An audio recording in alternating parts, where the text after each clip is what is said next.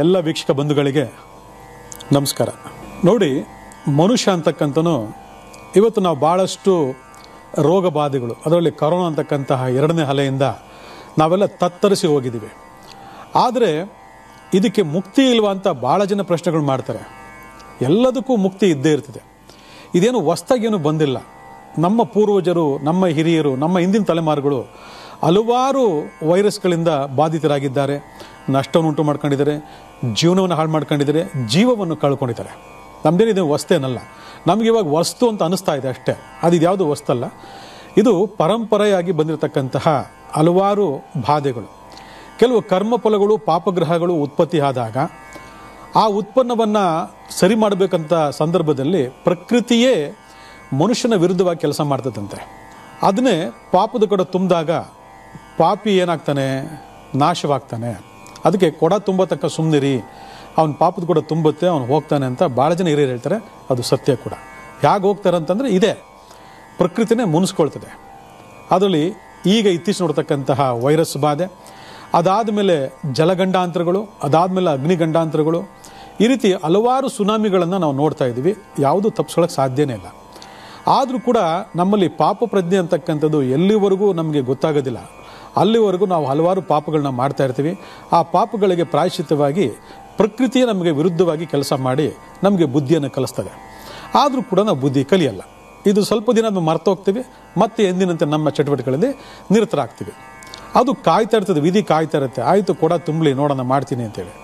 ಈ ರೀತಿ ನಾವು ಎಲ್ಲಿವರೆಗೂ ಈ ನ್ಯಾಯ, ನೀತಿ, ಧರ್ಮ, ಕರ್ಮಗಳ ಅರ್ಥಕೊಳ್ಳೋದು, ನಮ್ಮ ಜೀವನದ ಅಣುವಿನಲ್ಲಿ ಅದನ್ನು ಹೇಗೆ ನಾವು ತುಂಬಿಕೊಳ್ಳಲ್ವೋ, ಹೇಗೆ ನಮ್ಮ ಜೀವನದಲ್ಲಿ ಪ್ರತಿಯೊಂದು ವಿಚಾರದಲ್ಲೂ ಕೂಡ ಅದನ್ನು ಆಲೋಚನೆ ಅಥವಾ ಜಾರಿಗೆ ತರೋದಿಲ್ವೋ, ಸಂಸ್ಕಾರಗಳನ್ನು ಬೆಳೆಸ್ಕೊಳ್ಳಲ್ವೋ, ಆಗ ಪ್ರಕೃತಿಯೇ ನಮಗೆ ಮಾರಿಯ ಕೆಲಸ ಮಾಡ್ತಿರೋದಕ್ಕೆ ಇದಕ್ಕಿಂತ ಪ್ರತ್ಯಕ್ಷ ಸಾಕ್ಷಿ ಯಾವುದೂ ಇಲ್ಲ.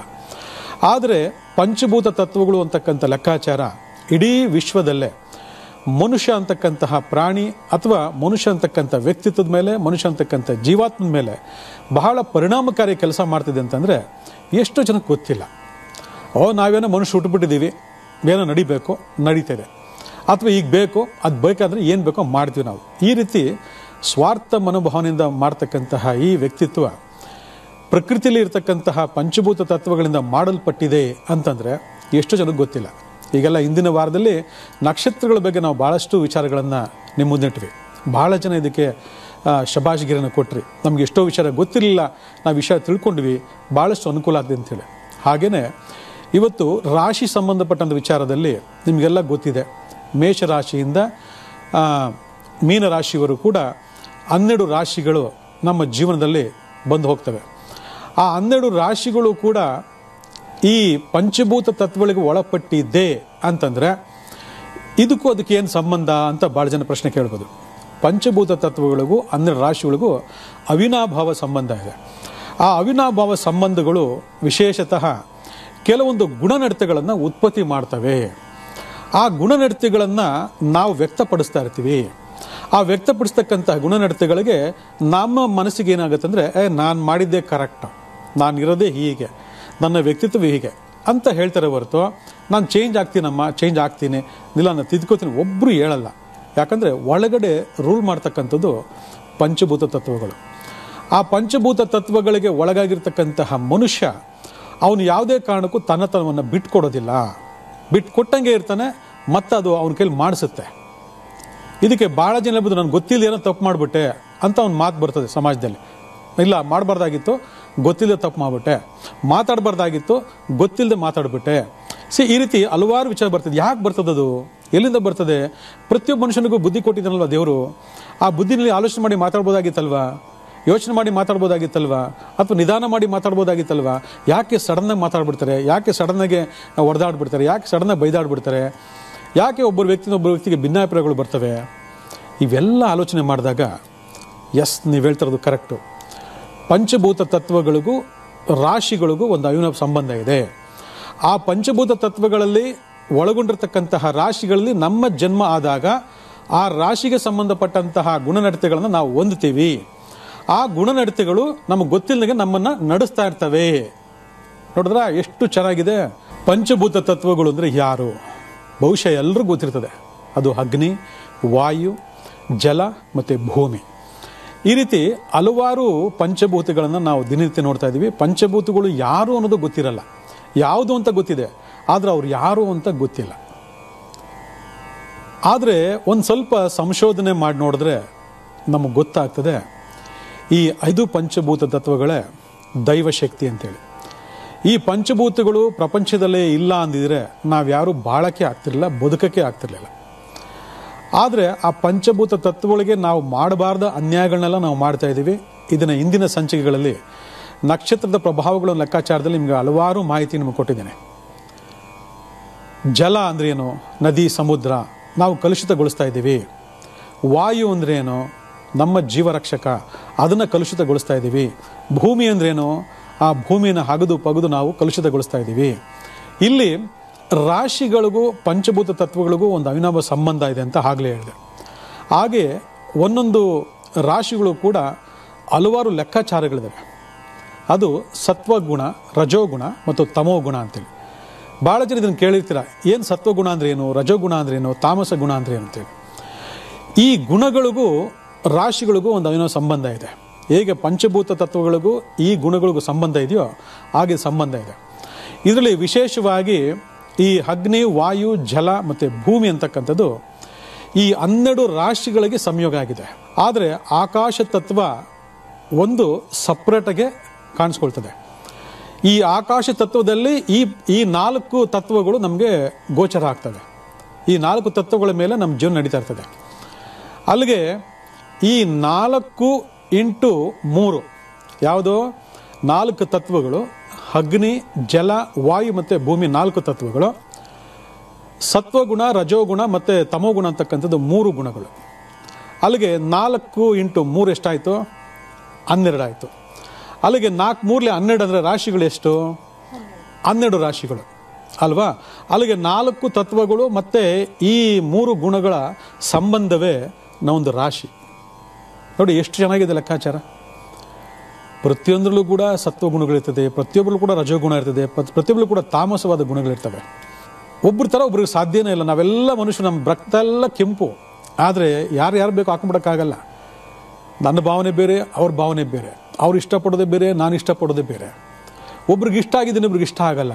ಇವೆಲ್ಲ ಲೆಕ್ಕಾಚಾರಗಳು ಹೇಗೆ ರೂಲ್ ಆಗ್ತವೆ ಅಂತಂದರೆ ಈ ಪಂಚಭೂತ ತತ್ವಗಳ ಪ್ರಭಾವಗಳು ಮತ್ತು ಆ ರಾಶಿಯಲ್ಲಿ ಅಡಕವಾಗಿರ್ತಕ್ಕಂತಹ ಈ 3 ಗುಣಗಳು, ಅದನ್ನೇ 4×3 ಅಂತ ಲೆಕ್ಕಾಚಾರ ತಗೊಂಬಂದ್ರು. ಅದು 12 ರಾಶಿ. ಇದು ಬರೀ ರಾಶಿ ಮಾತ್ರ ಲೆಕ್ಕಾಚಾರ ಆಗುತ್ತಾ ಅಂದರೆ ನೋ, ಖಂಡಿತ ಇಲ್ಲ. ಇದು ಲಗ್ನ ಕೂಡ ಅನ್ವಯ ಆಗ್ತದೆ. ಅಲ್ಲಿಗೆ ರಾಶಿ ನೋಡ್ಬೇಕಾ ಲಗ್ನ ನೋಡ್ಬೇಕಂತ ಇವತ್ತು ಭಾಳ ಜನ ಕನ್ಫ್ಯೂಷನ್ ಇದ್ದಾರೆ. ಈ ಭವಿಷ್ಯ ಅಂತ ಕಂಡಾಗ ಬಹಳ ಮುಖ್ಯವಾಗಿ ರೂಲ್ ಮಾಡ್ತಕ್ಕಂಥದ್ದು ಯಾವುದು ಅಂತಂದರೆ ಜನ್ಮ ಸಂಖ್ಯೆ, ಭಾಗ್ಯ ಸಂಖ್ಯೆ ಮತ್ತು ನಮ್ಮ ಲಗ್ನ. ಈ 3 ವೆರಿ ವೆರಿ ಇಂಪಾರ್ಟೆಂಟು ಮನುಷ್ಯನ ಜೀವನಕ್ಕೆ. ಇದನ್ನು ಭಾಳ ಮುಖ್ಯವಾಗಿ ನೋಡ್ಬೇಕು. ನಾವು ನೋಡ್ತಾ ಇರೋದು ಯಾವುದು, ಯಾವ ರಾಶಿಯಲ್ಲಿ ಹುಟ್ಟಿದ್ಯಾ, ಓ ನಿಂದು ಈ ರಾಶಿ ಅಂತೆ ಹಾಗಾಗ್ಬಿಡುತ್ತಂತೆ, ಓ ಇನ್ನಿಂದ ಈ ರಾಶಿ ಅಂತೆ ಹೀಗಾಗ್ಬಿಡುತ್ತಂತೆ. ಅಂದರೆ ರಾಶಿ ಮೇಲೆ ನಾವು ತುಂಬ ಡಿಪೆಂಡ್ ಆಗ್ತಾ ಇದ್ದೀವಿ. ಅಲ್ಲಿ ಭವಿಷ್ಯ ಅಂತ ಕಂಡಾಗ ರಾಶಿದು ಬರೀ 10% ಮಾತ್ರ, ನಾಟ್ 90%, ಬರೀ 10% ಮಾತ್ರ. ಆದರೆ ಲಗ್ನ ಅಂತ ತಗೊಂಡಾಗ ಇಟ್ ಇಸ್ ಕಾಲ್ಡ್ 90%, ಅಂದರೆ 90% ಅನ್ವಯ ಆಗ್ತಕ್ಕಂಥದ್ದು. ಕರೆಕ್ಟಾಗೆಲ್ಲ ಕೇಳಿಸ್ಕೊಳ್ಳಿ. ಯಾಕಂದರೆ ನಾವು ಯಾವುದನ್ನು ಹೆಚ್ಚು ಬಿಂಬಿಸ್ತಾ ಹೋಗ್ತೀವಿ ಅದ್ರ ಕಡೆ ನಮ್ಮ ಮನಸ್ಸು ಫೋಕಸ್ ಆಗ್ತಿರ್ತದೆ. ನಾವು ಅದ್ರ ಮೇಲೆ ಜಾಸ್ತಿ ಡಿಪೆಂಡ್ ಆಗ್ತಾ ಇರ್ತೀವಿ.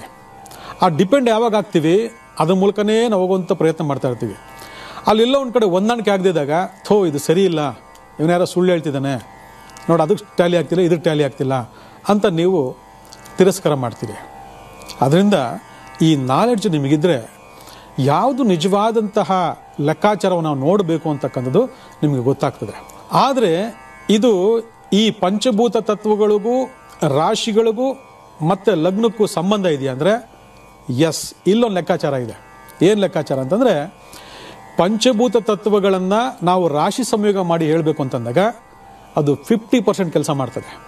ಅಂದರೆ ಆ ಪ್ರಭಾವಗಳು 50% ನೋಡಬೇಕಾಗ್ತದೆ. ಹಾಗೆ ಲಗ್ನ ಭಾವಕ್ಕೆ ಪಂಚಭೂತಗಳನ್ನ ತತ್ವ ತಗೊಂಡಾಗ ಇದು ಕೂಡ 50% ಕೆಲಸ ಮಾಡ್ತದೆ. ಅಂದೇನು, ಇದು 50%, ಇದು 50%. ಯಾವುದರಲ್ಲಿ ಪಂಚಭೂತಗಳಿಗೆ ನಾವು ರಾಶಿಗಳ ಸಂಯೋಗ ಹಾಕಿ ಆ ಗುಣನಡತೆಗಳು ಹೇಳಬೇಕು ಅಂತಂದಾಗ ಇದು 50% ಟ್ಯಾಲಿ ಆಗ್ತದೆ. ನೋಡಿದ್ರಾ, ಇದು ಲೆಕ್ಕಾಚಾರ. ನೀವು ಎಲ್ಲ ಬಿಟ್ಬಿಟ್ಟು ರಾಶಿ ಭವಿಷ್ಯಕ್ಕೆ ಹೋದಾಗ 100% ಅಂತ ಅನ್ಕೊಂಡ್ಬಿಡ್ತೀರಾ. ಅದು ಹಾಗಲ್ಲ. ಅದು ಈ ತತ್ವಗಳಲ್ಲಿ ನಾವು ಯಾರು ಹುಟ್ಟಿದ್ದೀವಿ ಅದು ನಾವು ನೋಡ್ಕೋಬೇಕು. ನೀವು ಅಗ್ನಿ ತತ್ವದವರಾ, ನೀವು ಜಲತತ್ವದವರಾ, ನೀವು ವಾಯು ತತ್ವದವರಾ, ನೀವು ಭೂಮಿ ತತ್ವದವರಾ, ಯಾರಂತ ನಿಮ್ಗೇನು ಗೊತ್ತು? ಯಾರು ಗೊತ್ತಿಲ್ಲ. ಬರೀ ರಾಶಿ ನೋಡ್ಕೊಂಡಿದ್ದೀವಿ ಅಷ್ಟೇ ಅಂತ ಅನ್ಕೊಂತೀರ. ಬಟ್ ನಿಮ್ಮದು ಪಂಚಭೂತಗಳಲ್ಲಿ ಯಾವುದು ನಿಮ್ಮ ತತ್ವ ಅಂತ ಗೊತ್ತಿಲ್ಲ. ಇಡೀ ಮನುಷ್ಯನ ದೇಹ ಪಂಚಭೂತ ತತ್ವಗಳಿಂದ ಮಾಡಲ್ಪಟ್ಟಿದೆ ಅನ್ನೋದು ಎಷ್ಟೋ ಜನಕ್ಕೆ ಗೊತ್ತಿಲ್ಲ. ನೋಡಿ, ಎಷ್ಟೋ ಜನಕ್ಕೆ ಸಿಕ್ಕಾಬಟ್ಟೆ ವಾತ ಇರ್ತೈತೆ, ಸಿಕ್ಕಾಬಟ್ಟೆ ಪಿತ್ತ ಇರ್ತದೆ, ಸಿಕ್ಕಾಬಟ್ಟೆ ಕಫ ಇರ್ತದೆ. ಅಲ್ಲಿಗೇನು ಸಿಕ್ಕಾಬಟ್ಟೆ ಉಷ್ಣ ದೇಹ ಇರ್ತಕ್ಕಂಥವ್ರು, ಸಿಕ್ಕಾಬಟ್ಟೆ ಶೀತ ಪ್ರಕೃತಿ ಇರ್ತಕ್ಕಂಥವ್ರು, ಸಿಕ್ಕಾಬಟ್ಟೆ ವಾಯುತತ್ವ ಅಂದರೆ ಗ್ಯಾಸ್ಟ್ರಿಕ್ ಇರ್ತಕ್ಕಂಥವ್ರು. ಇದನ್ನೇ ಆಯುರ್ವೇದ ಶಾಸ್ತ್ರದಲ್ಲಿ ವಾತ ಪಿತ್ತ ಕಫ ಅಂತ ಹೇಳಿದ್ದಾರೆ. ಇದರಲ್ಲಿ ಮೂರಲ್ಲಿ ಒಂದು ಸ್ವಲ್ಪ ಇನ್ಬ್ಯಾಲೆನ್ಸ್ ಆಯಿತು ಅಂತಂದರೆ ಹಲವಾರು ರೋಗ ರುಜಿನಗಳನ್ನ ನೋಡ್ತೀವಿ ನಾವು. ಹಾಗೇನೆ ಈ ಪಂಚಭೂತ ತತ್ವಗಳದ್ದು ಕೂಡ ಇವತ್ತು ನಾವು ಅಗ್ನಿತತ್ವ ರಾಶಿಯವರು ಯಾರು ಅಂತ ಹೇಳ್ತೀವಿ. ಎಲ್ಲ ನೋಟ್ ಮಾಡ್ಕೊಳ್ಳಿ. ನಿಮ್ಮದು ಮೇಷ ರಾಶಿಯಾಗಿದ್ದರೆ, ನಿಮ್ಮದು ಸಿಂಹ ರಾಶಿಯಾಗಿದ್ದರೆ, ನಿಮ್ಮದು ಧನುಸು ರಾಶಿಯಾಗಿದ್ದರೆ, ಹಾಗೆ ನಿಮ್ಮದು ಮೇಷ ಲಗ್ನದವರಾಗಿದ್ದರೆ, ನೀವು ಸಿಂಹ ಲಗ್ನದವರಾಗಿದ್ದರೆ, ನೀವು ಧನುಸು ಲಗ್ನದವರಾಗಿದ್ದರೆ, ನಿಮ್ಮದು ಯಾವ ಪಂಚಭೂತತ್ವ ಒಳಗಾಗಿದೆ? ಅಗ್ನಿತತ್ವಕ್ಕೆ ಒಳಗಾಗಿದೆ. ನಿಮ್ಮದು ಅಗ್ನಿತತ್ವ. ನೋಡಿ ಎಷ್ಟು ಚೆನ್ನಾಗಿದೆ. ಇಲ್ಲಿವರೆಗೂ ಯಾರ್ದು ಹೇಳ್ಕೊಟ್ಟಿದ್ರೆ ಈ ಪಾಠ ನಿಮಗೆ ಗೊತ್ತಿಲ್ಲ. ಆದರೆ ನಾವು ಒಂದು ಸ್ವಲ್ಪ ಆಳವಾದ ಅಧ್ಯಯನವನ್ನು ಮಾಡ್ತಾ ಮಾಡ್ತಾ ಮಾಡ್ತಾ ಇದೊಂದು ಸಮುದ್ರ ಅಂತ ನಾನು ಹೇಳ್ತಾ ಇರ್ತೀನಿ. ಜ್ಯೋತಿಷ್ ಶಾಸ್ತ್ರ ಅಂತಕ್ಕಂಥದ್ದು ದೊಡ್ಡ ಸಮುದ್ರ. ನಾವೆಲ್ಲ ಸಣ್ಣ ಸಣ್ಣ ಸಣ್ಣ ವಿದ್ಯಾರ್ಥಿಗಳು. ಆ ಆಳಕ್ಕೆ ಇಳಿದಷ್ಟು ಹಲವಾರು ವಿಚಾರಧಾರೆಗಳು, ಹಲವಾರು ಧ್ಯಾನತೆಗಳು ನಮ್ದಾಗ್ತದೆ. ಇವೆಲ್ಲ ನಾವು ತಿಳ್ಕೋಬೇಕು. ಯಾಕಂದರೆ ಮನುಷ್ಯನ ಬದುಕಿನಲ್ಲಿ ಆಗ್ತಕ್ಕಂಥ ಅವಘಡಗಳಿಗೆ ನಾವೇ ಕಾರಣರಾಗಿರ್ತೀವಿ ಅನ್ನೋದು ಎಷ್ಟೋ ಜನ ಗೊತ್ತಿರೋದಿಲ್ಲ. ನೋಡಿ, ಇವಾಗ ಮೇಷ, ಸಿಂಹ, ಧನುಷು ಅಂತಕ್ಕಂಥ ಈ ಲೆಕ್ಕಾಚಾರದಲ್ಲಿ ವಿಶೇಷವಾಗಿ ಈ ಗುಣ ಇರತಕ್ಕಂಥ ವ್ಯಕ್ತಿಗಳು ಯಾವಾಗಲೂ ನ್ಯಾಯ, ನೀತಿ, ಧರ್ಮದ ಕಡೆ ಜಾಸ್ತಿ ಒಲವನ್ನು ಹೊಂದಿರ್ತಾರೆ. ಆಧ್ಯಾತ್ಮಿಕ ಜೀವನದ ಕಡೆಗೆ ಹೆಚ್ಚು ಒಲವನ್ನು ಹೊಂದಿರ್ತಾರೆ. ಧರ್ಮ ಮಾರ್ಗದಲ್ಲಿ ಹೆಚ್ಚು ತಮ್ಮನ್ನು ತಾವು ತೊಡಸ್ಕೊಂಡಿರ್ತಾರೆ. ಯಾವಾಗಲೂ ಸ್ಟ್ರೈಟ್ ಫಾರ್ವರ್ಡ್, ಏನು ಹಿಂದೆ ಮುಂದೆ ಅವೆಲ್ಲ ಏನಿಲ್ಲ, ನೇರವಾಗಿ ಮಾತಾಡ್ತಕ್ಕಂಥವ್ರು, ಗುಂಡಿಟ್ಟಂಗೆ ಮಾತಾಡ್ತಾರೆ. ನೀನು ಹಿಂಗೆ ತಪ್ಪು ಮಾಡಿದ್ಯಾ ಅಷ್ಟೇ. ಲೀಡರ್ಶಿಪ್ ಕ್ವಾಲಿಟಿ, ನಾನು ಮಾಡಬೇಕು, ನನ್ನಿಂದ ಆಗಬೇಕು, ನನ್ನ ಕೈಗಳು ನೀವು ಇರಬೇಕು, ನಿಮ್ಮ ಕೈಗಡೆ ನಾನು ಇರೋಂಥ ಅವಶ್ಯಕತೆ ಇಲ್ಲ. ನಾನೊಬ್ಬ ರೂಲರ್, ನಾನೊಬ್ಬ ಧರ್ಮ ಪ್ರಚಾರಕ, ನಾನು ಧರ್ಮವನ್ನು ಹೇಳ್ತಕ್ಕಂಥನು, ನನಗೆ ಗೊತ್ತಿದ್ದ ಧರ್ಮದ ಬಗ್ಗೆ ನಾನು ಏನು ಮಾತಾಡೋ ನನಗೆ ಗೊತ್ತಿದೆ. ಈ ರೀತಿ ಕೆಲವೊಂದು ನೇರವಾಗಿ ಮಾತಾಡ್ತಕ್ಕಂಥವ್ರು, ರೂಲ್ ಮಾಡ್ತಕ್ಕಂಥವ್ರು, ಧರ್ಮವನ್ನು ಆಧ್ಯಾತ್ಮಿಕವಾಗಿ ಮಾತಾಡ್ತಕ್ಕಂಥವ್ರು ಮೇಷ, ಸಿಂಹ ಮತ್ತು ಧನುರಾಶಿಯವರು. ಇವರಿಗೆ ಅಗ್ನಿತತ್ವದ ಪ್ರಭಾವ ಇರ್ತದೆ. ಇವರು ಅಗ್ನಿತತ್ವದ ರಾಶಿಯವರು. ಇಲ್ಲಿ ವಿಶೇಷವಾಗಿ ಅಗ್ನಿ ಅಂದರೆ ಏನು? ನಾವು ಎದುರುಗಡೆ ನಿಂತ್ಕೊಳ್ಳೋಕ್ಕೆ ಆಗೋದಿಲ್ಲ, ಹೌದಾ? ಮುಟ್ಟೋದಕ್ಕೂ ಸಾಧ್ಯನೇ ಇಲ್ಲ. ಹಾಗಿದ್ದಾಗ ಅಗ್ನಿತತ್ವದ ಬುದ್ಧಿಗಳು ಇರಲಿರ್ತಂದರೆ ತೀಕ್ಷ್ಣವಾದಂಥ ಬುದ್ಧಿ ಇರ್ತದೆ ಅಂತೇಳಿ, ಕೋಪ ಇರುತ್ತೆ ಅಂತ ಹೇಳಿ, ಅವಸರ ಇರುತ್ತೆ ಅಂತೇಳಿ. ಅದರಿಂದ ಹಿಂದೆ ಮುಂದೆ ನೋಡದೆ ಏನು ಬೇಕೋ ಮಾತಾಡ್ಬಿಡ್ತಾರೆ, ಏನು ಬೇಕೋ ಮಾಡಿಬಿಡ್ತಾರೆ. ಅಲ್ಲಿ ಲೀಡರ್ಶಿಪ್ ಕ್ವಾಲಿಟಿ ಇರೋದ್ರಿಂದ ಯಾರಿಗೂ ತಗ್ಗೋದಿಲ್ಲ, ಬಗ್ಗೋದಿಲ್ಲ, ಸುಪ್ರತಿಷ್ಠೆ ಜಾಸ್ತಿ ಇರ್ತದೆ. ಅದಾದಮೇಲೆ ಮಾರ್ಗವನ್ನು, ಧರ್ಮವನ್ನು ತೋರಿಸ್ತಕ್ಕಂಥ ಲೆಕ್ಕಾಚಾರಗಳು ಇವರಲ್ಲಿ ಬಹಳ ಅದ್ಭುತವಾಗಿರೋದ್ರಿಂದ ಇವರು ಯಾವಾಗಲೂ ಕೂಡ ಧರ್ಮ ಪ್ರಚಾರಕ ಆಗಿರ್ತಾರೆ, ಮತ್ತು ಗುರು ಆಗಿರ್ತಾರೆ, ಇನ್ನೊಬ್ಬರಿಗೆ ಅಡ್ವೈಸ್ ಮಾಡ್ತಕ್ಕಂಥ ಲೆಕ್ಕಾಚಾರ ಇರ್ತಾರೆ. ಆದರೆ ಇಲ್ಲೆಲ್ಲೂ ಕೂಡ ತಮ್ಮತನವನ್ನು ಬಿಟ್ಕೊಡೋದಿಲ್ಲ. ಯಾಕಂದರೆ ಅಗ್ನಿ ಸುಡುತ್ತೆ ಹೊರತು ಸುಡಿಸ್ಕೊಳ್ಳೋದಿಲ್ಲ.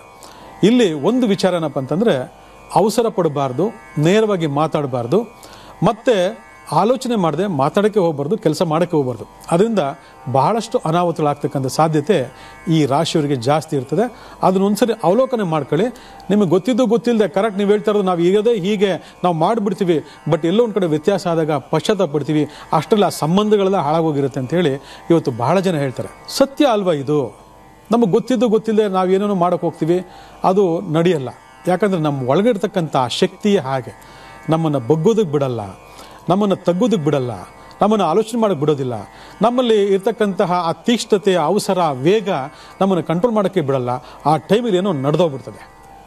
ಅದನ್ನೇ ಮೇಷರಾಶಿ ಅಗ್ನಿತತ್ವ, ಸಿಂಹರಾಶಿ ಅಗ್ನಿತತ್ವ, ಧನುರಾಶಿ ಅಗ್ನಿತತ್ವ ಅಂತಕ್ಕಂಥದ್ದು. ಅದು ನಮ್ಮೊಳಗಡೆ ಸುಡ್ತಾ ಇರ್ತದೆ, ನಾವು ಇನ್ನೊಬ್ಬರು ಸುಡೋಕೆ ಹೋಗ್ಬಿಟ್ಟಿರ್ತೀವಿ ಗೊತ್ತಿಲ್ಲದೆ. ಅದರಿಂದ ಅದು ಸೋಲು ಅಂತ ಯಾವತ್ತು ಅನ್ಕೊಳ್ಳೋಕೆ ಹೋಗ್ಬೇಡಿ. ಅದು ಸೋಲಲ್ಲ. ಆದರೆ ಕೆಲವು ಕರ್ಮ ಫಲಗಳು ಏನಾಗುತ್ತೆ ನಮಗೆ ಗೊತ್ತಿಲ್ಲದೆ ಮಾಡಿಸ್ಬಿಡ್ತದೆ. ಅದರಿಂದ ಅವಸರ, ವೇಗ, ಟೆನ್ಷನ್ ಬೇಡ. ಉಷ್ಣ ದೇಹವನ್ನು ಹೊಂದಿರ್ತೀರ, ಅದಕ್ಕೆ ಉಷ್ಣವನ್ನು ಕಂಟ್ರೋಲ್ ಮಾಡ್ಕೊಳ್ತಕ್ಕಂತಹ ಹಲವಾರು ಆಯುರ್ವೇದ ಚಿಕಿತ್ಸೆ ಬಗ್ಗೆ ಹೆಚ್ಚು ಗಮನ ಕೊಡಬೇಕು. ಆರೋಗ್ಯ ಚೆನ್ನಾಗಿರ್ತದೆ. ಸಹೋದರರಿಗೆ ತುಂಬ ಒಳ್ಳೇದು ಮಾಡ್ತೀರಾ, ಆದರೆ ಯಾರು ನಿಮ್ಗೆ ಒಳ್ಳೇದು ಮಾಡಲ್ಲ. ಇದು ಜ್ಞಾಪಕ ಇಟ್ಕೊಂಬಿಡಿ. ಬರೀ ಕರ್ತವ್ಯ ಪಾಲನೆ ಮಾಡಿ, ತಮ್ಮನಿಗೆ, ಅಕ್ಕನಿಗೆ, ತಂಗಿಗೆ, ತಮ್ಮನಿಗೆ, ತಂದೆ ಏನು ಮಾಡಬೇಕು ಅದನ್ನ ಮಾಡಿ, ಖಂಡಿತ ಒಳ್ಳೇದಾಗ್ತದೆ. ತಂದೆಯ ಸಹಾಯ, ತಂದೆಯಿಂದ ಅಧಿಕವಾಗಿ ಲಾಭ ನಿಮಗೆ 100% ಇರ್ತದೆ. ಆದರೆ ಕೆಲವೊಂದು ಗ್ರಹ ಲೆಕ್ಕಾಚಾರ ವ್ಯತ್ಯಾಸ ಆದಾಗ ನಿಮ್ಮಿಬ್ಬರಿಗೆ ಬಿರ್ಬೋದು. ಬಟ್ ನಿಮ್ಮಲ್ಲಿ ಆ ತಂದೆ ಮೇಲೆ ಅದು ಅಪಾರವಾಗಿರ್ತಕ್ಕಂಥ ಪ್ರೀತಿ ಇರ್ತದೆ. ತಂದೆಗೂ ನಿಮ್ಮ ಮೇಲೆ ಅಪಾರದ ಪ್ರೀತಿ ಇರ್ತದೆ. ಯಾವುದೋ ಸೆಂಟ್ರಲ್ಲಿ ಹುಳ ಬಿಡ್ತಾರಲ್ವಾ, ಅಥವಾ ಈ ಪಿನ್ ಇಡ್ತಾರಲ್ವಾ, ಅದರಿಂದ ಏನಾಗುತ್ತೆ, ಒಂದಷ್ಟು ವ್ಯತ್ಯಾಸ ಆಗ್ತದೆ. ತಲೆ ಕೆಡ್ಸ್ಕೊಳಕ್ಕೆ ಹೋಗ್ಬೇಡಿ. ಅದು ಏನಿದೆ ನಿಮಗೆ ಸಿಕ್ಕೇ ಸಿಗುತ್ತೆ, ಬಂದೇ ಬರುತ್ತೆ. ಯಾವುದೇ ಕೂಡ ತಲೆ ಕೆಡ್ಸ್ಕೊಳ್ಳೋ ಅವಶ್ಯಕತೆ ಇಲ್ಲ. ಇಲ್ಲಿ ಲೆಕ್ಕಾಚಾರಗಳನ್ನು ನಾವು ನೋಡ್ಕೊಂಡು ಹೋದಾಗ ಈ ರೀತಿ ಎಲ್ಲವನ್ನು ನಾವು ಮನನ ಮಾಡಿಕೊಂಡು ನಾವು ಒಂದು ವ್ಯಕ್ತಿತ್ವವನ್ನು ರೂಢಿಸ್ಕೊಳ್ಬೇಕು, ವ್ಯಕ್ತಿತ್ವ ಹೋಗಬೇಕು ಅಂತಂದಾಗ ನಮ್ಮಲ್ಲಿರ್ತಕ್ಕಂಥ ಅಗ್ನಿ ನಮ್ಮನ್ನು ಸುಡೋದಕ್ಕಿಂತ ಮುಂಚೆ, ಆ ಅಗ್ನಿ ನಮ್ಮಿಂದ ತಪ್ಪು ಮಾಡೋದಕ್ಕಿಂತ ಮುಂಚಿತವಾಗಿ ನಾವೇನು ಮಾಡಬೇಕು, ಆ ಅಗ್ನಿ ಜೊತೆ ಸಂಬಂಧವನ್ನು ಮಾಡಬೇಕು. ನೀವೇನು ಮಾಡಬೇಕು, ಒಂದು ದೀಪವನ್ನು ಹಚ್ಚಬೇಕು. ಈ ದೀಪವನ್ನು ನಿರಂತರವಾಗಿ ಹಚ್ಚೋದ ಮುಖಾಂತರ ನೀವು ದೀಪ ಅಂದ್ರೇನು ಅಗ್ನಿ, ಆ ಅಗ್ನಿಯ ಸಂಬಂಧವನ್ನು ನೀವು ಹೊಂದುತ್ತೀರಾ. ನೋಡಿ ಎಷ್ಟು ಚೆನ್ನಾಗಿದೆ. ಇದು ಒಂದಾಯ್ತಾ. ಅಗ್ನಿ ತತ್ವ ಅಂದ ತಕ್ಷಣ ಯಾರು ನಮ್ಮ ಕಣ್ಣು ಕಾಡೋ ಮೊದಲು ಯಾರು? ಸೂರ್ಯದೇವ. ಆ ಸೂರ್ಯನ ಜೊತೆ ನೀವು ಸಂಬಂಧವನ್ನು ಹೊಂದಬೇಕು. ಹಾಗೆ ಬೆಳಗ್ಗೆ ಎದ್ದೊಳ್ತೀರಾ, ನಿಮ್ಮ ನಿತ್ಯ ಕರ್ಮಗಳನ್ನ ಮುಗಿಸ್ಕೊಳ್ತೀರಾ, ಹೊರಗಡೆ ಬಂದು 7 ಗಂಟೆ ಒಳಗಡೆ ಯಾರು ಸೂರ್ಯ ನಮಸ್ಕಾರ, ಸೂರ್ಯ ಧ್ಯಾನ, ಆದಿತ್ಯದ ಸ್ತೋತ್ರ ಪಾರಾಯಣ ಮಾಡ್ತೀರಾ, ಅವರಿಗೆ ಸೂರ್ಯನ ಸಂಬಂಧ ಅದ್ಭುತವಾಗಿರ್ತದೆ. ಸೂರ್ಯನ ಸಂಬಂಧ ಆಯಿತು ಅಂದರೆ ನಿಮ್ಮ ಜೊತೆ ಆ ಅಗ್ನಿಯ ಸಂಬಂಧ ಆರಾಮಾಗಿರ್ತದೆ. ಆ ಅಗ್ನಿ ಸಂಬಂಧ ಜೊತೆ ಆಯಿತು ಅಂದರೆ ಅದು ನಿಮ್ಮನ್ನು ಬ್ಯಾಲೆನ್ಸ್ ಮಾಡ್ತಾ ಹೋಗುತ್ತೆ. ಇದಕ್ಕೆ ಇನ್ನೊಂದು ಪರ್ಯಾಯವಾದಂತಹ ಒಂದು ಪರಿಹಾರ ಯಾವುದು ಅಂತಂದರೆ ಅದು ಶಿವನ ಆರಾಧನೆ. ಶಿವನ ಆರಾಧನೆಯನ್ನು ಈ 3 ರಾಶಿಯವರು ಯಾರು ನಿರಂತರವಾಗಿ ಮಾಡ್ಕೊಂಡು ಬರ್ತೀರಾ ಅವರಿಗೆ ಈ ಅಗ್ನಿ ತತ್ವ ಅಂತಕ್ಕಂತಹ ಬಾಧೆಗಳು ನಿಮಗೆ ಯಾವತ್ತೂ ಪ್ರಚೋದನಕಾರಿಯ ಕೆಲಸ ಮಾಡೋದಿಲ್ಲ. ನಿಮ್ಮಲ್ಲಿ ಅತಿರೇಕವನ್ನು ತಗೊಂಡ್ಬರೋದಿಲ್ಲ, ನಿಮ್ಮಲ್ಲಿ ಅವಸರವನ್ನು ಪಡೋದಿಲ್ಲ, ನಿಮ್ಮಲ್ಲಿ ವೇಗವನ್ನು ತಂದುಕೊಡೋದಿಲ್ಲ, ನಿಮ್ಮಲ್ಲಿ ಕೋಪವನ್ನು ಸೃಷ್ಟಿ ಮಾಡೋದಿಲ್ಲ. ಕೋಪ ಬಂದು ಕೂಡ ಕಂಟ್ರೋಲ್ ಆಗ್ತೀರಿ, ಆಲೋಚನೆ ಮಾಡಿ ಮಾಡ್ತಕ್ಕಂಥ ವ್ಯಕ್ತಿತ್ವರಾಗ್ತೀರಿ.